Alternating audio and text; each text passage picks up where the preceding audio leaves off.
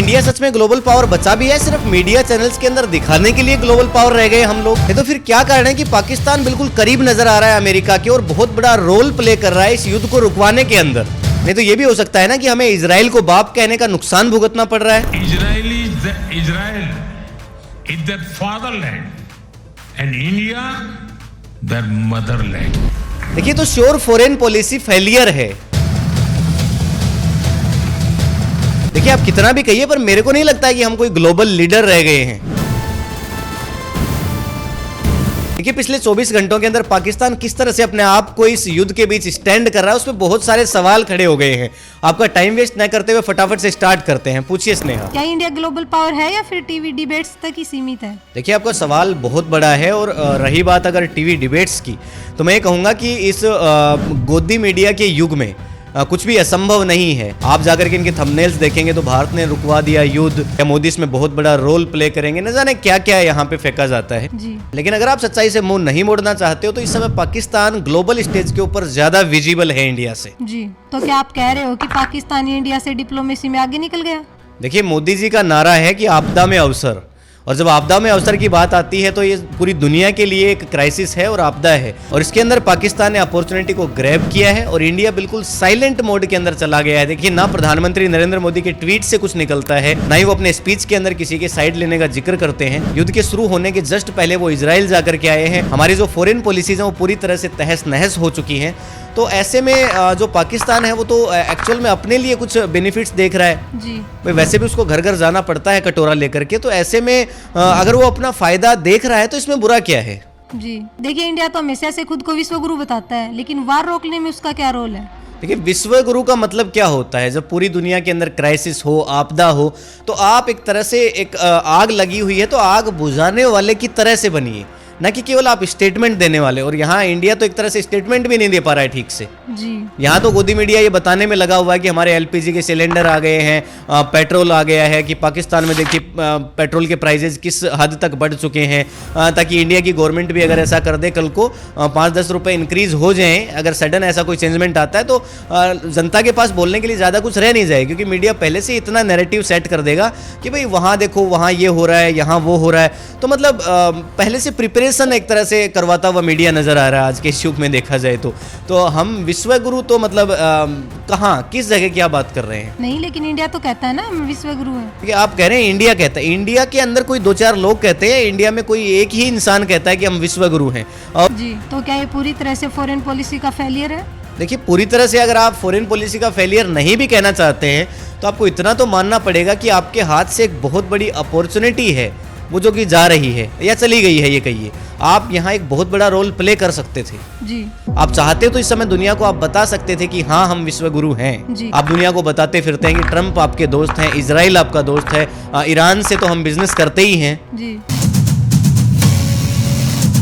तो जिस देश को अपने आप को विश्व गुरु की छवि वाला दिखाना हो, एक तरह से इस तरह की अपॉर्चुनिटी को कोई कैसे छोड़ सकता है? और पाकिस्तान को आप देखिए ना, अमेरिका के बिल्कुल करीब नजर आ रहा है इस समय, मेडिएटर का रोल प्ले कर रहा है जो कि हमें करना चाहिए था। जी। देखिए, पूरी दुनिया जानती है कि पाकिस्तान कभी भी न्यूट्रल नहीं रहा है, लेकिन आज ऐसा लग रहा है दुनिया को देख करके कि पाकिस्तान कम से कम न्यूट्रलिस्ट का रोल प्ले कर रहा है। पुरानी कहावत है, जब दो बिल्लियां आपस में लड़ाई करती हैं तो कहीं ना कहीं बंदर फायदा उठाता है, और वही कटोरे वाला बंदर यहाँ फायदा ले भी रहा है। जी, तो क्या इंडिया ने गलत साइड को चूज कर लिया? देखिए, इंटरनेशनल पॉलिटिक्स की जब हम बात करते हैं तो वहाँ कोई राइट या रॉन्ग साइड नहीं होती, या तो वहाँ स्ट्रॉन्ग साइड होती है या वहाँ पे वीक साइड होती है।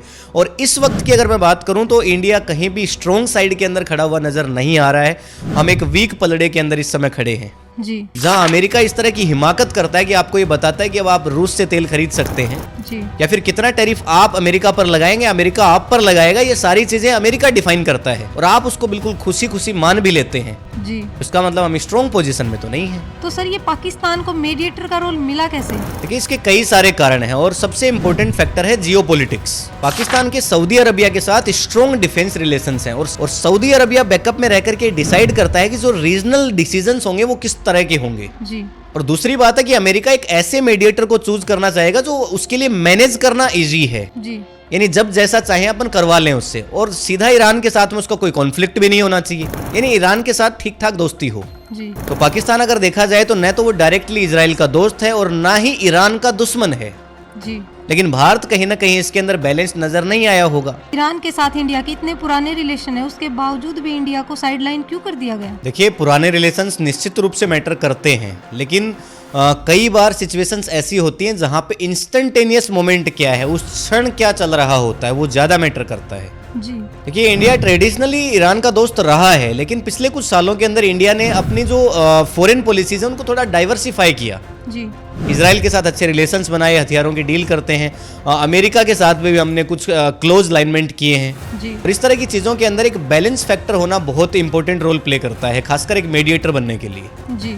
तो क्या फिर इजराइल के साथ हमने दोस्ती करके ये सब खराब कर लिया? देखिए, कंप्लीटली खराब नहीं किया है, लेकिन एक तरह से आप सवालों के घेरे में आकर के जरूर खड़े हो गए हैं। विश्वास जो है वो एक धागे की तरह से होता है, जब टूट जाता है तो फिर जब दोबारा जुड़ता है, आपने सुना होगा, तो एक महीन गांठ आ जाती है उसके अंदर। जी। और वही सब काम यहाँ इंडिया के साथ नजर आ रहा है। पाकिस्तान तो हमेशा से ही न्यूट्रल नहीं है, फिर वो मेडिएटर के लिए कैसे ठीक है? देखिए, ये तो पूरी दुनिया जानती है ना कि पाकिस्तान न्यूट्रल नहीं है, लेकिन उसके बावजूद क्या है कि वो एक तरह से कम्युनिकेशन का ब्रिज की तरह काम करेगा। मतलब ऐसा नहीं कि पूरी दुनिया ने पाकिस्तान के ऊपर भरोसा कर लिया है और पाकिस्तान अब हमेशा से मतलब वो जो कटोरे वाली इमेज है वो पूरी धुल गई है पाकिस्तान की, ऐसा भी नहीं है। लेकिन बात यह है कि वो एक ब्रिज की तरह तो काम कर सकता है ना वहाँ पे, उस एंड पे बात करने के लिए। जी। क्या इंडिया ने अभी तक युद्ध में कोई स्टैंड लिया है? शायद हम ये इसलिए कर रहे हैं कि हम बिना मतलब की परेशानियों के अंदर नहीं पड़े, लेकिन दुनिया इसका मैसेज एक तरह से गलत ले रही। दुनिया सोचती है कि इंडिया शायद रिस्क लेने की एबिलिटी में अभी है ही नहीं, जी। एक तरह से कमजोर आंका जा रहा है दुनिया के सामने। तो इस समय पाकिस्तान ने ऐसा क्या कर लिया? देखिए, पाकिस्तान ने कंटिन्यूसली ईरान के समर्थन में उसने बार बार स्टेटमेंट्स दिए हैं, और साथ में अमेरिका के साथ भी कांटेक्ट में है, यानी कि बातचीत उसने जारी रखी है। जी। तो अमेरिका को लगेगा कि हाँ, पाकिस्तान के साथ हमारा ठीक ठाक है और जब भी चाहेंगे इसको हम दबा भी सकते हैं। और दूसरी बात यह भी है कि ईरान के साथ इसके साथ अच्छे संबंध भी हैं। जी। तो इससे परफेक्ट फिर कौन हो सकता है? तो मान लीजिए अगर ये युद्ध पाकिस्तान की वजह से रुकता है तो भारत को नुकसान? देखिए, श्योर, लोग कंपेयर करते हैं इंडिया और पाकिस्तान को एशिया के अंदर। जी। इनको एक दूसरे का कंपटीटर से भले ही हम न समझे, लेकिन दुनिया समझती है।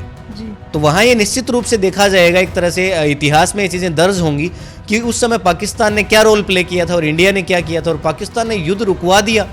अब सोचिए, भारत में अगर ये हुआ होता तो मीडिया इसको किस तरह से गाता, इसकी गाथा कैसे गाई जाती। जी। वही काम पाकिस्तान भी कहीं ना कहीं करने का ट्राई करेगा। क्या अब वो अवसर हमारे पास नहीं बचा कि हम ऐसा कर सकें? देखिए, अपॉर्चुनिटीज कभी खत्म नहीं होती हैं, लेकिन टाइम के साथ उनकी वैल्यू जरूर बदल जाती है।